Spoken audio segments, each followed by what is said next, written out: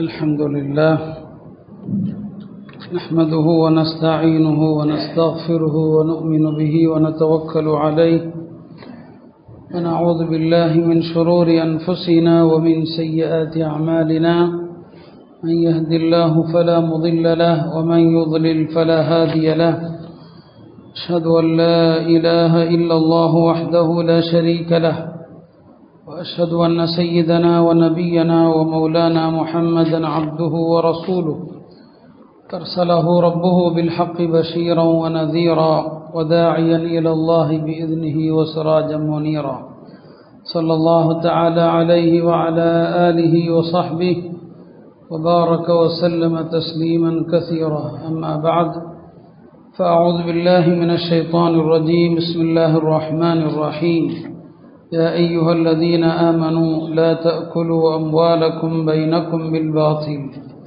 إلا أن تكون تجارة عن تراض منكم ولا تقتلوا أنفسكم إن الله كان بكم رحيما وقال النبي صلى الله عليه وسلم خير دينكم الورع கண்ணியத்திற்குரிய அல்லாஹ்வின் நல்லடியார்களே, கடந்த வாரம் ஹராமான செல்வத்தினுடைய பாதிப்புகள் குறித்து நாம் குறிப்பிட்டிருந்தோம். தொடர்ச்சியாக அதே விஷயமாக ஹலாலுடைய முக்கியத்துவம், ஹராமான செல்வங்களுடைய வகைகள், வட்டி என்றால் என்ன, எதை நாம் வட்டி என்று விளங்கியிருக்கிறோமோ அது மட்டும்தான் வட்டியா, இது போன்ற சில விஷயங்களை நாம் புரிந்து கொள்ள கடமைப்பட்டிருக்கிறோம். முதலில் ஆரம்பமாக ஹலாலான முறையிலே உழைப்பது என்பது ஒரு உலக ரீதியான ஒரு காரியம் அல்ல. அது ஒரு சாதாரண உலக விஷயம் என்று கடந்து போகிற விஷயம் அல்ல. முதல்ல அது மார்க்கம் என்று நம்பணும். இமாம் அஹமது பின் ஹம்பல் சொல்லுவாங்க, அவங்களுடைய நண்பர் ஒருத்தர் யஹ்யா பின் மயீன், அவங்க ஒரு தடவை கோபத்தில் யாரோ ஒருத்தர்கிட்ட பேசும்போது, நீங்கள் கொடுக்குறதெல்லாம் நான் அறவே வாங்கி சாப்பிட மாட்டேன், சைத்தான் கொடுத்தா சாப்பிட்டுக்குவேன், சைத்தான் என்கிட்ட ஏதாவது கொடுத்தா கூட சாப்பிடுவேன், நீங்கள் கொடுத்தா சாப்பிட மாட்டேன், அது ஒரு ஏதோ ஒரு இதில் சொன்னார். சைத்தான் கொடுத்தா கூட சாப்பிட்டுக்குவேன்னு சொன்னார் இல்லையா. இமாம் அஹமது அவர்கள் தன்னுடைய நண்பரை கடிந்து கொண்டான். என்னப்பா சொல்கிற, சாப்பாடுங்கிறது அவ்வளோ வேடிக்கையாக போச்சு அவனுக்கு, சைத்தான் கொடுத்தா கூட சாப்பிடுவேன்னு சொல்லி. குர்ஆனில் அல்லாஹ் அமலுக்கு முன்னால் 9 பற்றி தான் சொல்கிறான். குலூ மின த்வையிபா, ஹலாலை உண்ணுங்கள், அமலு சாலிஹா, நல்ல அமல் செய்யுங்கள். அமல்கள் செய்வதற்கு முன்னால் சாப்பிட சொல்கிறான் அல்லாஹ் ஹலாலை. அப்போ அமலுக்கு முன்னால் ஹலாலை சாப்பிட்றது முக்கியம். அந்த சாப்பிட்றதுங்கிறது உனக்கு அவ்வளோ விளையாட்டாக போச்சா, சைத்தான் கொடுத்தா கூட சாப்பிடுவேன்னு சொல்கிறதுக்கு. முதல்ல ஹலால் உழைப்பு என்பது, ஹலாலான வருமானம் என்பது, அதற்காக உழைப்பது என்பது அது மார்க்கம், அது தீன். அது மௌலானா தகி உஸ்மானி தாமத் பரகாத்துஹும் அவங்க விளையாட்டாக சொல்லுவாங்க, இந்த காலத்தில் மக்களுடைய குறிக்கோள் என்ன ஆயிடுச்சுன்னா, யாராவது ரோட்டில் போகிற ஒரு முஸ்லீமை கூப்பிட்டு எப்போ சொர்க்கம் போறியா நரகம் போறியான்னு கேட்டால் 4 காசு எங்கே கிடைக்குமோ அங்கே போகிறேன், அதை சொல்லுங்கம்மா. சொர்க்கமா நரகமான்னு கேட்டால் சொர்க்க நரகம்லாம் அப்படி இருக்கட்டும், அப்புறம் இருக்கட்டும், எங்கே போனால் 4 காசு கிடைக்குன்னு சொல்லுங்க, அங்கே போகிறேன். இதுதான் காசுங்கிற ஒரே குறிக்கோள். அப்போ இது குறிக்கோள் ஆகிவிட்ட பிறகு அவன் எப்படி ஹலால் ஹராம்ங்கிற பாகுபாடெல்லாம் அவனுக்கு என்ன தெரிய போகுது? அல்லாஹ்தாலா எல்லாத்துலேயும் ஹலால் ஹராம் வச்சிருக்கிறான், எல்லாவற்றிலும் இல்லையா. ஒரு மனிதன் திருமணம் செய்வதென்று சொன்னால் திருமணத்திற்கு முன்னால் எந்த பெண்ணை திருமணம் செய்யலாம், எந்த பெண்ணை திருமணம் செய்யக்கூடாது, இன்னாரெல்லாம் திருமணம் செய்யக்கூடாது என்று அல்லாஹ் பட்டியலிடுவான். ஹுர்ரிமத் அலைக்கும், உங்களுக்கு ஹராமாக்கப்பட்டிருக்கிறது, இன்னென்ன பெண்களை திருமணம் செய்யக்கூடாது என்று அல்லாஹ் சொல்லுவான். இப்போ அதில் ஹலால் ஹராம் இருக்கிறது இல்லையா.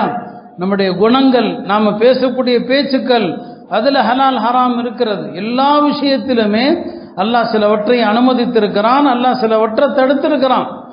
இதுதான் மார்க்கம், இதுதான் என்னங்க வாழ்க்கைங்கிறது. பெருமானார் ஸல்லல்லாஹு அலைஹி வஸல்லம் சொன்னாங்க, சொர்க்கத்திற்கு முதலில் செல்கிற மூவர் அவங்க தான் முதல்ல போவாங்கன்னு சொன்னாங்க. சொர்க்கத்திற்கு முதல்ல செல்லக்கூடிய மூவரை பற்றி நான் உங்களுக்கு சொல்லட்டுமா?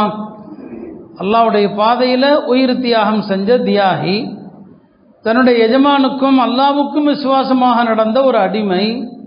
மூன்றாவது யார்? தேவை இருந்தும் குடும்பம் பெரிதாக இருந்தும், பெரிய குடும்பம், மனைவி மக்கள் நிறைய இருக்கிறாங்க, நிறைய புள்ள குட்டி, ஆனாலும் ஹராமான செல்வங்களுக்கெல்லாம் செல்லாம ஹலாலை மட்டுமே சாப்பிட்டு மனக்கட்டுப்பாடோடு வாழ்ந்த முஸ்லீம். அப்ப ஹலாலை சாப்பிட்றவன் சொர்க்கத்தில் முதல்ல செல்வான். சொர்க்கத்தில் செல்லக்கூடிய முதல் 3 பேர்ல அவர் தான் சொன்னாங்க. இந்த அளவுக்கு மார்க்க ஹலாலுடைய விஷயத்தில் எவ்வளவு கட்டுப்பாடு, நாம் அந்த விஷயத்தில் எவ்வளவு அலட்சியம் காட்டுகிறோம். ஹஜ்ரத் ஆயிஷா ரலியல்லாஹு அன்ஹா சொல்லுவாங்க, நீங்கள் இன்னக்கும் லதஃபுலூன அன் அஃதலில் இபாதா, ஒரு பெரிய வணக்கம் இருக்குது, அந்த வணக்கத்தை எல்லாருமே அலட்சியப்படுத்துறீங்க, யாருமே அதை கண்டுக்கிறது இல்லை. நோன்பு வைக்கிறது, தொழுகிறது எல்லாம் சரிதான், ஆனால் ஒரு பெரிய வணக்கத்திலே நீங்கள் அலட்சியம் காட்டுகிறீர்கள் அப்படின்னு சொல்லி ஹஜ்ரத் ஆயிஷா சொன்னான். மக்கள்லாம் பதறி போய் கேட்டான், அது என்ன, அது நாங்கள்லாம் அலட்சியம் காட்டுகிற வணக்கம் எது? சொன்னாங்க, பொருள் ஈட்டுவதில் பேணுதல் இல்லாமல் இருக்கிறீங்க, ஹலால்ல பேணுதல் இல்லாமல் இருக்கிறீங்களே, ஹலால் வருமானம் தானே பெரிய பேணுதலான வணக்கம் என்று சொன்னான். நம்முடைய மார்க்க அறிஞர்கள் சட்டங்களை எந்த அளவுக்கு உள்ள போய் பேசுவாங்கன்னா, இப்போ ஒரு தந்தை குடும்பத்துக்கு செலவு செய்கிற தந்தை, அவர் ஹராமா தான் சம்பாதிக்கிறார்னா, இப்போ அவருடைய பிள்ளைகள் என்ன செய்வாங்க, அந்த பிள்ளைகளுக்கு தந்தையினுடைய ஹராமான வருமானத்தினுடைய அந்த உணவு கூடுமா, சாப்பிடலாமா? சட்டம் என்ன சொல்லுவாங்க தெரியுமா, அந்த பையன் சின்ன பையனா இருக்கிற வரைக்கும் அத்தை ஹராம கொடுத்தாலும் சாப்பிட்டுக்கலாம், ஆனால் பருவம் அடைஞ்சிட்டா சாப்பிடக்கூடாது. பருவம் அடைஞ்சிட்டா அத்தை ஹராம சம்பாதிக்கிறாருன்னா சாப்பிடக்கூடாது. இனிமே அவர் தனியாக சம்பாதிக்கிறது கடமையாயிடும். இல்லை எனக்கு படிப்பு இருக்குது சொல்ல முடியாது. இப்போ இந்த அளவுக்கு மார்க்க சட்டங்கள் ஹலாலுடைய விஷயத்தில் இவ்வளவு தெளிவான வழிகாட்டுதல்கள் நமக்கு இருக்குது. ஆனால் இந்த விஷயத்தில் தான் நாம் அலட்சியம் செஞ்சிட்டு இருக்கிறதுனால தான் நம்முடைய துவாக்கள் ஏற்றுக்கொள்ளப்படாமல் அநியாயக்கார ஆட்சிகள் மீண்டும் தொடருது. நாட்டில் அநியாயங்களும் தொடர்ந்து கொண்டு தான் இருக்குது. எந்த மாற்றமும் இல்லை. பெரிய மாற்றங்கள் எல்லாம் நம்ம ஏற்படலாம் என்று நினைச்சாலுமே கூட நிலைமை நாளுக்கு நாள் மோசமாக தான் இருக்குது. நம்முடைய வணக்கங்கள் சரியாகணும்னா உள்ளே போகிற இறைச்சினங்க உணவு சரியாகணும். உலமாக்கள் சொல்லுவாங்க, ஒரு மனிதனுடைய இறைப்பை இருக்கு இல்லையா, அது வயிற்றுக்குள் இருக்கிற தொட்டி. இங்கே ஒரு ஹவுஸ் இருக்கு இல்லையா, இது மாதிரி என்னங்க ஒரு தொட்டி. அது ஒரு ஹவுஸ் இருக்குன்னா அதற்கு தண்ணி விழக்கூடிய குழாயும் இருக்கும். அந்த குழாயில் சுத்தமான தண்ணி வந்தால் ஹவுஸில் விழக்கூடிய தண்ணி சுத்தமாக இருக்கும். அந்த குழாய் வழியாக சாக்கடையும் அசுத்தமும் வந்தால் ஹவுஸில் கொட்டுறதும் அசுத்தமாக தான் இருக்கும். நம்ம எல்லாரும் வயிற்றுக்குள்ளேயும் ஒரு தொட்டி இருக்குது, இறைப்பைங்கிற தொட்டி இருக்குது. அந்த இறைப்பைங்கிற தொட்டிக்கு செல்லக்கூடிய நரம்பு குழாய்கள், நீங்கள் உணவு குழாயில் எதை செலுத்துறீங்க, தூய்மையான ஹலாலான உணவை சுமத்துனீங்கன்னு சொன்னால் உங்கள் வயிற்றுக்குள்ளே இருக்கிற அந்த இறைப்பைங்கிற தொட்டி சுத்தமாக இருக்கும். நீங்கள் ஹராம என்னங்க கொட்டினீங்கன்னு சொன்னால் அந்த தொட்டி அசிங்கமாக போயிடும். இந்த இறைப்பைங்கிற தொட்டி அசிங்கமானா எல்லா பலா முசீபத்தும் ஒரு உள்ளங்கெட்டு போகும், உடல் கெட்டு போகும், எல்லாமே கெட்டு போயிடும். நம்முடைய அமல்கள் எதுவுமே இருக்கப்படாது. அதனால தான் அதை விதவிதமான வார்த்தைகளில் நமக்கு விளக்கினாங்க. எனவே அருமையானவர்களே, இந்த விஷயம் சாதாரண விஷயம் அல்ல. இன்னைக்கு நாம் ஹராமுடைய விஷயத்தில் ரொம்பவே அலட்சியமாக நாம் இருக்கிறோம். ஒரு அடியான் சம்பாதிக்கிறதுல என்ன வழியாக இருந்தால் என்ன, காசு வந்தால் போதும், வருமானம் வந்தால் போதும், அதில் எல்லாம் அது இதெல்லாம் பார்க்க முடியாது என்று அலட்சியம் செய்தால் அல்லாஹ் அவனை எந்த நரகத்தில் தூக்கி போடுறதை பற்றியும் கவலைப்பட மாட்டானா. எப்போ நீ வருமானத்தை குறித்து நீ கவலைப்படலையோ, உன்னை நரகத்தில் தூக்கி போடுறது குறித்து நான் கவலைப்பட மாட்டேன்னு சொல்லி, நீங்கள் உடல் மெலிந்து போகிற அளவுக்கு நீங்கள் வணங்கினாலும் சரி, நோன்பு வச்சு கடைசியில் ஒரு ஆணி மாதிரி ஆயிட்டாலும் சரி, உங்கள் வணக்கத்தை அல்லாஹ் கண்டுக்கவே மாட்டான், உங்கள்கிட்ட பேணுதல் வராத வரை. அதனால தான் சொன்னாங்க, ஹைரு தீனிக்குமுல் வரா, உங்களுடைய மார்க்க அம்சங்களில் ரொம்ப சிறந்த அம்சம் பேணுதல் பேணுதல் பேணுதல் சொன்னாங்க. அருமையானவர்களே, அப்போ பொருள் ஈட்டுவதில் பேராசையும், அதில் நம்முடைய பெண்கள் அவங்க கொடுக்கக்கூடிய தலைவலியால் தான் ஆம்பளைங்க தவறு செய்கிறாங்க இல்லையா. ஹராம் ஹலாலே பார்க்கறது இல்லை. வட்டி என்பது பல வடிவங்கள் இருக்குது. மார்க்கத்தில் வட்டி என்று சொன்னால் பொதுவான ஒரு பொருள் இருக்குது வட்டிக்கு. ஹராமான வருமானங்கள் எல்லாத்துக்குமே வட்டி தான், எப்படி சம்பாதிச்சாலும் வட்டின்னு சொல்லுவாங்க. உதாரணமாக ஹஜ்ரத் அபூ ஹுரைரா அவர்கள் மர்வானுடைய ஆட்சி காலம், அவர் மதீனாவுடைய கவர்னராக இருக்கிறார், மதீனாவுடைய ஆளுநராக இருக்கிறார். இப்போ அந்த நேரத்தில் இஸ்லாமிய அரசில் ஒரு சிஸ்டம் இருந்துச்சு. சில குறிப்பிட்ட நபர்களுக்கு அரசாங்கம் ஒரு அட்டை கொடுக்கும். இப்போ இப்போ ரேஷன் கடை மாதிரி. அந்த அட்டை யாருக்கு கொடுக்கப்பட்டிருக்குதோ அவர்கள் ஒரு குறிப்பிட்ட கடையில் போய் கொடுத்தா அவர்களுக்கு இவ்வளவு உணவுகள் என்று சில உணவுகளை கொடுத்துருவான், கோதுமை பாரக்கோதுமைன்னு சொல்லி. அது யாருக்கு, அரசாங்கம் யாருக்கு அட்டை கொடுத்துருக்குதோ அந்த அட்டையை வச்சிருக்கிறவங்க அந்த குறிப்பிட்ட காலத்தில் போய் கொடுத்தா அவங்களுக்கு உணவு கொடுக்கப்படும். இப்படி இருந்துச்சு இல்லையா? எல்லா காலத்திலையும் சைத்தான் வழிகெடுப்பானா இல்லையா? சில நேரங்களில் இந்த உணவு அட்டையை வாங்கி வச்சிருப்பார் இல்லையா, அரசாங்கம் கொடுத்துருக்கும், அவருக்கான தேதியும் இருக்கும். இந்த தேதியில் போய் அவர் வாங்கிக்கலான்னு சொல்லி இந்த அட்டையை வச்சிருக்கிற என்ன செய்வார்னா, அவருக்கு இப்போ உடனடியாக காசு தேவைப்படும்.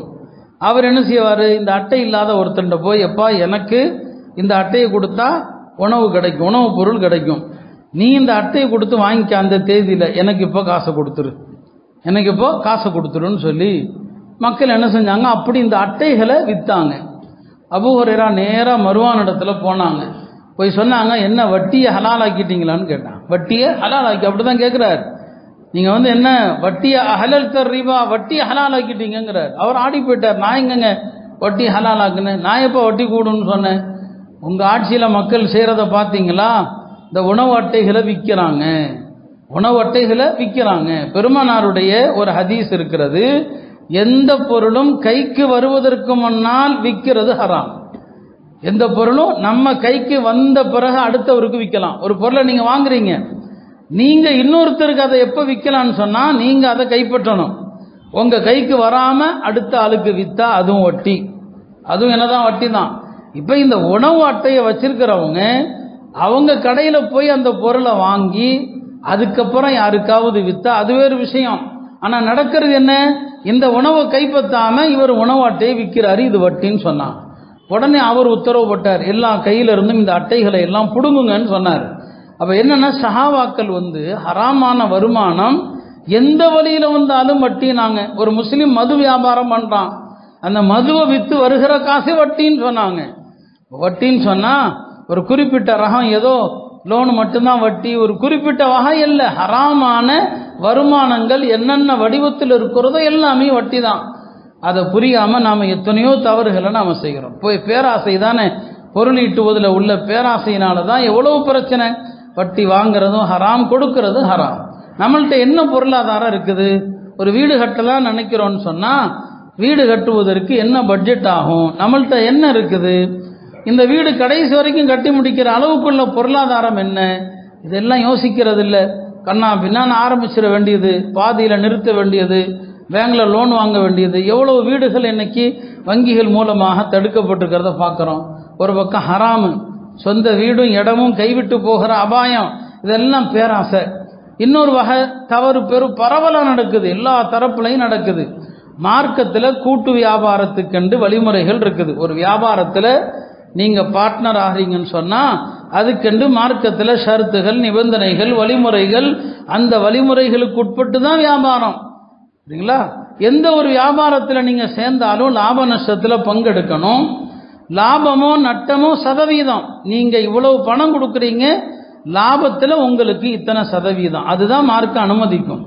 இன்றைக்கு என்ன நடக்குது? ஏதோ ஒருத்தட்ட பணத்தை கொடுக்கறது, அது எதுவாக வேணாலும் இருக்கட்டும், பணத்தை கொடுக்கறது, நகையை கொடுக்கறது, மாதம் ஃபிக்ஸடாக ஒரு அமௌண்ட் 2000 5000, இது பெரிய வட்டி. அப்படி தானே? அந்த ஹிரிசில் தானே ஏதோ ஒரு வங்கியில் எல்லாம் நகையை வச்சதாக சொல்கிறாங்க. அதனுடைய முழுக்கதை எனக்கு தெரியாது, அதில் யார் என்ன செஞ்சாங்கன்னு தெரியாது. அதனால நான் அதுக்குள்ளே போகல, நான் சட்டத்தை வளர்க்குறேன். நீங்கள் எந்த ஒரு வியாபாரம் செய்கிறவன்ட்டையும் சரி, ஒரு பணத்தை கொடுத்தா வியாபாரத்தில் எவ்வளோ லாபம் வருதோ அதில் இத்தனை சதவீதம், அதுதான் மார்க்க அனுமதிக்குமே தவிர ஃபிக்ஸடாக 50,000 ரூபா கொடுத்தா மாதம் 5000, 1 லட்ச ரூபா கொடுத்தா மாதம் 10,000, இது பியூர் முழுக்க முழுக்க முழுக்க வட்டி. ஆனால் அது நிறைய நடக்குது எக்கச்சக்கமாக. பல பேர்களில் பல பேர் ஆசையூட்டுவான், மார்க்கம் அதை அனுமதிக்குதான்னு சொன்னால் இல்லை. அப்போ வெறுமனே நமக்கு ஏதோ கிடைக்குது, அவசரமாக கிடைக்குது, மாசமானால் ஒரு தொகை வந்துடுது. இதை மட்டுமே நம்ம பார்க்கறதுனுடைய விளைவு தான் பொருளாதாரங்களில் பரக்கத்து இல்லை. அந்த மாதிரி ஆரம்பிக்கப்பட்ட கூட்டு வணிகங்கள் எல்லாமே இழுத்து மூடுற நிலைமைக்கு தான் வந்துச்சு. இப்படி இந்த மாதம் மாதம் ஒரு ஃபிக்ஸட் அமௌண்ட் கொடுத்து இவ்வளவு கொடுத்துறதுன்னு சொன்னால் இந்த மாதிரி ஆரம்பிக்கப்பட்ட எல்லா வணிகங்களும் கடைசியில் பார்த்தீங்கன்னா இழுத்து முடியும். ஏன்னா அல்லாஹ் ஹராமாக்கினதில் பரக்கத்தை அல்லாஹ் வைக்கவே மாட்டான். எங்கே தவறான முறையில் கொடுக்கல் வாங்கல் நடக்குதோ அந்த வணிகம் ஒருபோதும் வெற்றி பெறாது. இது பெருமானார் ஸல்லல்லாஹு அலைஹி வஸல்லம் அவர்கள் தெள்ளத் தெளிவாக சொன்னாங்க. வியாபாரங்களில் ஹலால் வியாபாரத்தில் கூட அதுக்கு பெருமானார் ஸல்லல்லாஹு அலைஹி வஸல்லம் அவங்க எத்தனை நிபந்தனைகளும் வழிகாட்டுதல்களும் வழங்கி இருக்கிறாங்க. முஸ்லிம்களுடைய கடைவீதியில் என்னென்ன விஷயங்கள் பேணப்படணுங்கிறதெல்லாம் ஹதீஸ் கிதாபுகளில் இருக்குது. எனவே அருமையானவர்களே, காசு வர்றது பாக்கெட்டில் எப்போவுமே காசு இருக்கணும். இது ஒன்றை மட்டுமே நம்ம வாழ்க்கை குறிக்கோளாக வைக்கிறோம். ஹராம் ஹலாலுடைய விஷயங்களில் பேணுதல் இல்லாமல் இருக்கிறோம். ஒரு காலத்தில் முஸ்லிம்களுடைய தனித்தன்மையை பேணுதல் தான். ஒரு பெரிய ஞானி இமாம் ஃபுதைல் இப்னு ஐயாத் என்று நினைக்கிறேன், அவங்க ஜம்சம் கிணத்துக்கு அருகில் நிற்கிறாங்க, தண்ணி குடிக்காமல் நிற்கிறாங்க. அந்த காலத்தில் என்ன இறப்பாங்க, இறைச்சி தான் கொடுப்பாங்க. எல்லாரும் என்ன செய்வாங்க, தண்ணி குடிவாங்க. அவங்க குடிக்காமல் இருக்கிறாங்க. என்னங்க ஏங்க தண்ணி குடிக்காமல் இருக்கணும்? அந்த பேணுதெல்லாம் நம்ம பார்க்க முடியாது. அந்த அளவுக்கு இருக்கணும்னு தேவையும் இல்லை. ஏதோ கொஞ்சமாவது அவங்க சொன்னாங்க, மக்கள் எல்லாரும் அவங்கவுங்க வாளியை விட்டு தண்ணி எடுத்து குடிக்கிறாங்க. இதில் பல பேருடைய அந்த வாளி இருக்கு இல்லையா, இறைக்கிறதுக்குரிய வாளி, அது கூட ஹராமான காசில் சம்பாதிச்சது. அந்த வாளியில் ஜம்சமை இறைச்சி அந்த தண்ணியை நான் குடிக்கக்கூடாது. அதனால் எனக்கென்று ஒரு வாளியை தேடிட்டு இருக்கிறேன், அது கிடைச்சதும் இறைச்சி நான் குடிப்பேன்னு சொன்னான்.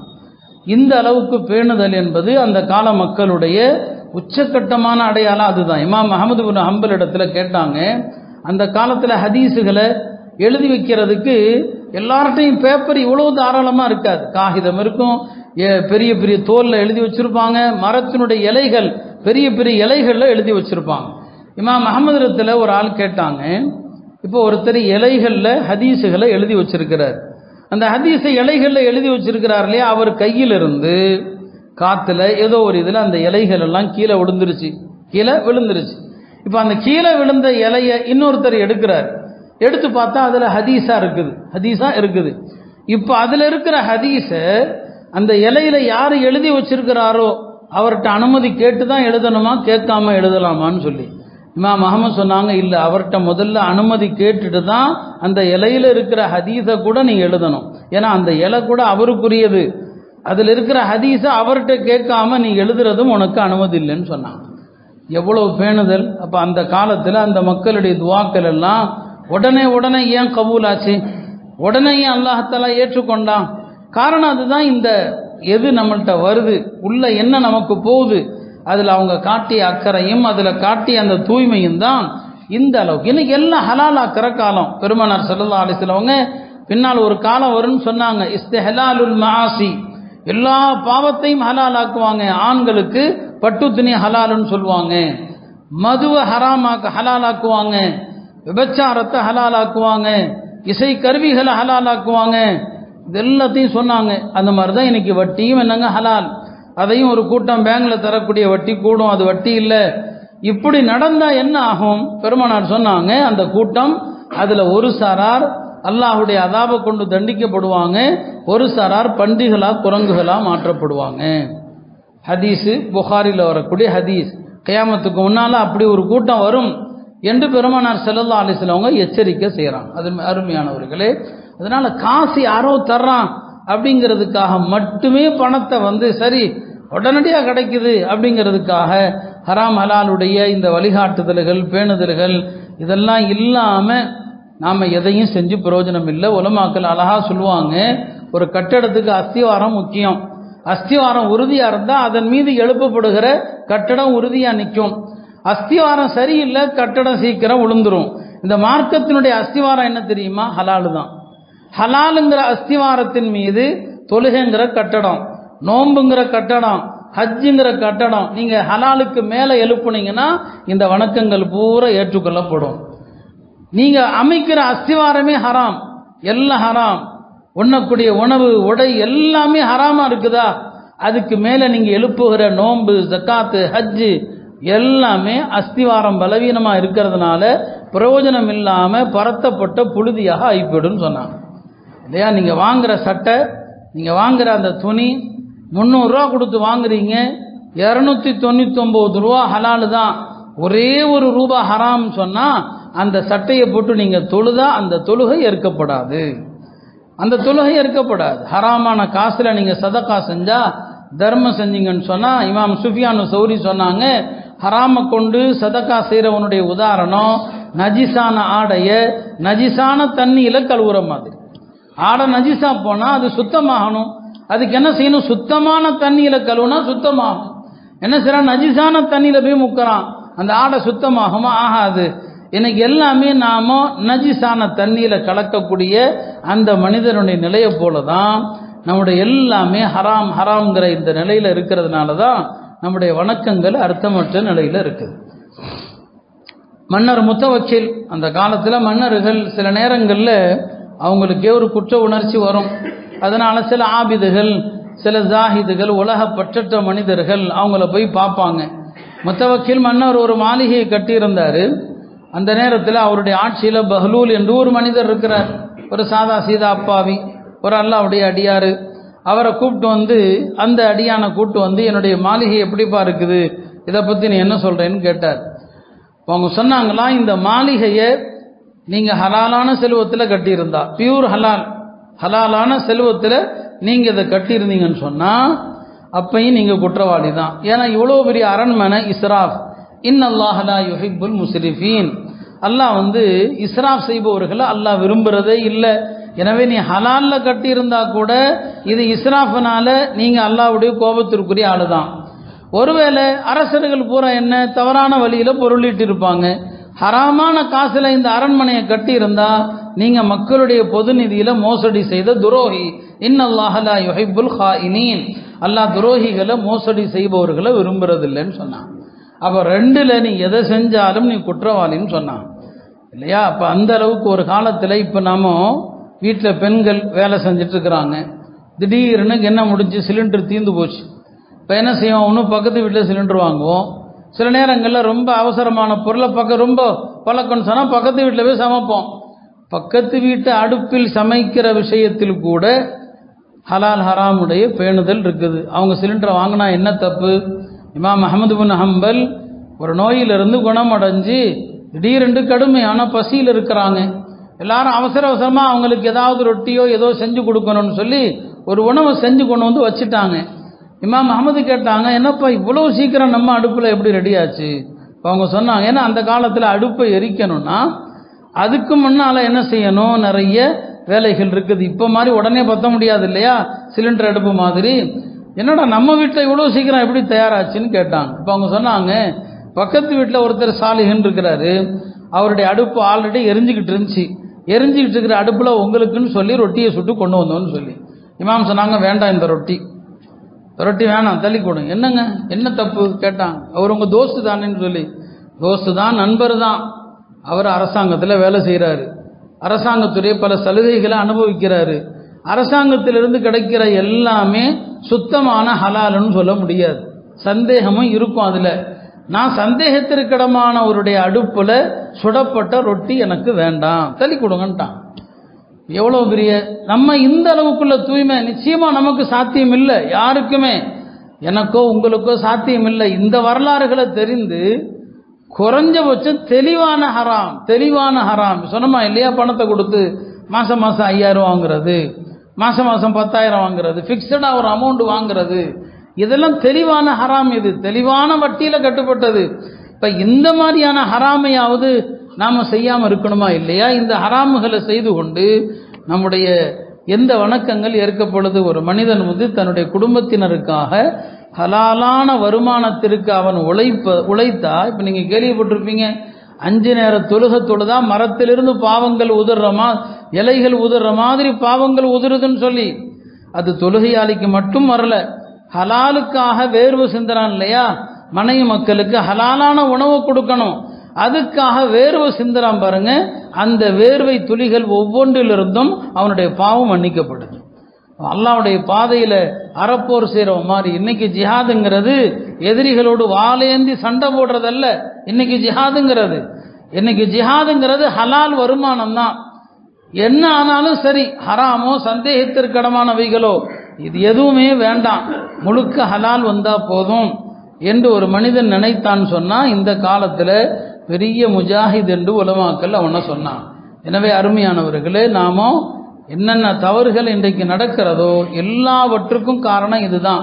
இப்போ ஹதீஸில் 1 திர்ஹம் ஹராம் 30 முறை விபச்சாரத்தை விட கொடியதுன்னு வருது. பலருக்கும் இந்த ஹதீஸில் ஒரு ஐயமும் இருக்குது. என்னங்க, ஜினாவை விட ஒரு ஹராமான ஒரு பைசா கடினமானதா? அதுவும் எத்தனை தடவை? 30 தடவை.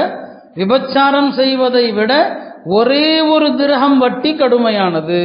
ஹதீஸ் அப்படிதான் இருக்குது. சில உலமாக்கள் விளக்கம் சொன்னாங்க, இல்லை இந்த ஹதீஸில் சொல்லப்பட்டது எதுவும் மிகையாலாம் சொல்லப்படலை. 30 முறை ஜினா செய்வதை விட ஒரு திரகம் வட்டி காசு மோசமானது அப்படின்னு ஏன் நபி ஸல்லல்லாஹு அலைஹி வஸல்லம் சொன்னாங்கன்னா, அந்த ஜினாவுக்கு காரணமாக இருப்பதை இந்த வட்டி காசு தான், அதற்கு காரணமாக இருப்பதை இந்த ஹராமான காசு தான். இது உள்ள போனா மனிதனுக்குள் எல்லா கெட்ட சிந்தனைகளும் எல்லாமே வரும். இது செஞ்ச வேலை தான் அது. அதனால அந்த விபச்சாரத்துக்கு காரணமே இந்த வட்டி காசு என்பதனால தான் நபி ஸல்லல்லாஹு அலைஹி வஸல்லம் அவர்கள் இவ்வளவு கடுமையான ஒரு வார்த்தையை சொன்னாங்கன்னு சொல்லி உலமாக்கள் சொல்லுவாங்க. எனவே அருமையானவர்களே, பணம், வருமானம், இந்த விஷயத்தில் பேணுதல் நமக்கு தேவை. ரொம்ப ரொம்ப பேணுதல் தேவை. எல்லாவற்றுக்கும் லோன் வாங்காதீங்க. லோன் வாங்குறதே ஹராம். அது ஒரு நிர்பந்தங்கள், ரொம்ப நிர்பந்தம். அதெல்லாம் அந்த மாதிரி நிர்பந்தம்லாம் இப்போ யாருக்கு இருக்குது? அந்த நிர்பந்தங்கள், அந்த மாதிரியான அவசரங்கள் யாருக்கு இருக்குது? அப்படி இல்லை. நம்ம அப்படி தேவையில்லாத விஷயங்களுக்கு லோன் வாங்குறது, அதில் தான் இப்படியெல்லாம் மாட்டிக்கிட்டு அல்லாஹ் அதில் பறக்க செய்ய மாட்டான். நீங்கள் வட்டி கொடுத்தாலும் சரி, வாங்கினாலும் சரி, அது அழிவை நோக்கி தான் போகும். கடைசியில் அது அழிவில், ஹசாரத்தில், இழப்பில் போய் தான் முடியும் என்று தான் நபி ஸல்லல்லாஹு அலைஹி வஸல்லம் சொன்னாங்க. நம்மள்கிட்ட என்ன இருக்குது? நம்முடைய பொருளாதாரம் என்ன இருக்கிறதுல எவ்வளோ இருக்கிற சொத்தை விற்று வீட்டை கட்டுங்க. என்ன இருக்குதோ அதை விற்றுருங்க. ஆனால் பேங்கில் போய் லோன் வாங்காதீங்க. லோன் வாங்கிட்டா அவர்கள் வாழ்க்கையில் வெற்றி பெறவே முடியாது. இப்போ நிறைய இளைஞர்கள் கிரெடிட் கார்டு வாங்கிக்கலாமா அப்படின்னு கேட்குறாங்க. அது ஹராம். அது கிரெடிட் கார்டு வாங்கிறது ஹராம். ஏன்னா அது பெரிய பேராசை. எங்கே போனாலும் என்ன வாங்கணும், எல்லாத்தையும் வாங்க சொல்லும். ஒன்று, எல்லாவற்றையும் பார்க்கறதையெல்லாம் வாங்க சொல்லும் இல்லையா? அப்போ அது பெரிய ஹராம். அது ரெண்டாவது, அது வட்டி தான். அது குறிப்பிட்ட காலத்தில் நீங்கள் பணத்தை செலுத்திட்டா வட்டி இல்லைன்னாலும் அதில் நீங்கள் கையெழுத்து போடுறதே ஹராம் தான். அதனால தான் சஹாபா பெருமக்கள் எதனால் ஹஜ்ரத் அபூபக்கர் அவர்கள் அடிமை கொண்டு கொடுத்த பாலை குடிச்சிட்டாங்க. அப்புறம் அவன் அது தவறான சம்பாத்தியத்தில் வாங்கின பாலுன்னு தெரிஞ்சதும் ஏன் அது அவ்வளோ கஷ்டப்பட்டு வாந்தி எடுத்தாங்க? ஏன்னா அவங்களுக்கு தெரியும் இது உள்ளே இருந்தால் பெரிய ஆபத்து. அவ்வளோத்தையும் வாந்தி எடுத்த பிறகு அல்லாட்ட என்ன செஞ்சாங்க தெரியுமா? எல்லாம் நான் என் முயற்சியில் இந்த பாலை எவ்வளவு தூரம் வெளியேற்ற முடியுமோ வெளியேற்றிட்டேன். ஆனாலும் என் நரம்புகளில் அதன் ஈரம் இருக்கத்தான் செய்யும். என்னுடைய இறைப்பையில் அது கொஞ்சம் கலந்துட்டது தான். எல்லாம் இதுக்காக நான் உண்ட மன்னிப்பு தேடுறேன். அது என் சக்தி இல்லை. என்னங்க, பாலை வாந்தி எடுத்துட்டு அல்லாட்ட கேட்குறாங்க. நான் வாந்தி எடுத்துட்டேன், என்னுடைய முயற்சி எவ்வளவோ அவ்வளோ நான் செஞ்சுட்டேன். ஆனால் இந்த பாலால் என் நரம்புகள் நனைந்தது தான். அதை நான் துடைக்கிற சக்தி இல்லை. என் இறைப்பையில் அது கொஞ்சம் கலந்தது தான். அதை என்னால் ஒன்றும் செய்ய முடியாது. எல்லாம் அதை நீ மன்னிச்சிரு. எவ்வளோ பெரிய உச்சகட்டமான நிலை பேணுதல் பாருங்க. இதுதான் சஹாபாக்கள் பயந்தாங்க. அது சரியில்லைன்னா எல்லாமே கெட்டு போயிடும் சொல்லி. இப்போ நாம் இஷ்டத்துக்கு எல்லாமே கூடும், அது கூடும், இது கூடும் என்று எல்லாவற்றிலிருந்து வரக்கூடிய பணத்தை நாம் எடுத்துக்கிட்டா எப்படி நோய் இல்லாத வாழ்க்கை வாழ முடியும்? எந்த மருத்துவமனை போனாலும் முஸ்லிம்கள் அப்படிங்கிற பரவலான பேச்சு. எங்கே போனாலும் முஸ்லிம்களை பார்க்கலாம், புர்காவை பார்க்கலாம். என்ன காரணங்க? காரணம் என்ன? காஃபிர்கள் எல்லாம் அநியாயம் செய்யத்தானே செய்கிறாங்க. இந்த உலகம் அவனுக்கு சொர்க்கம், அவனுக்கு நரகம் இருக்கு நிரந்தரம்.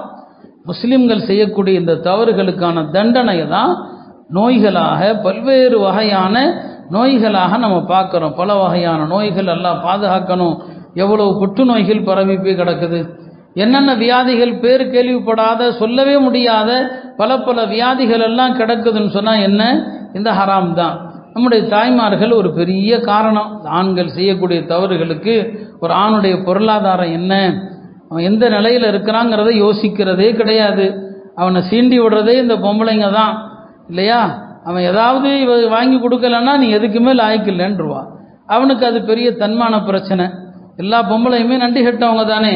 காலம் பூரா நம்ம அவங்களுக்காண்டி உழைச்சி எல்லாம் கொடுத்தாலும் ஏதாவது ஒன்று வாங்கி கொடுக்கல, உன்ட இருந்து எதையுமே நான் பார்க்கலன்னு சொல்லிடுவா. பெருமானாரே அப்படி தான் சொன்னாங்க. இந்த பொம்பளைங்களை பற்றி சொன்னாங்க, நரகத்தில் உங்களை அதிகமாக பார்த்தேன்னு சொல்லி.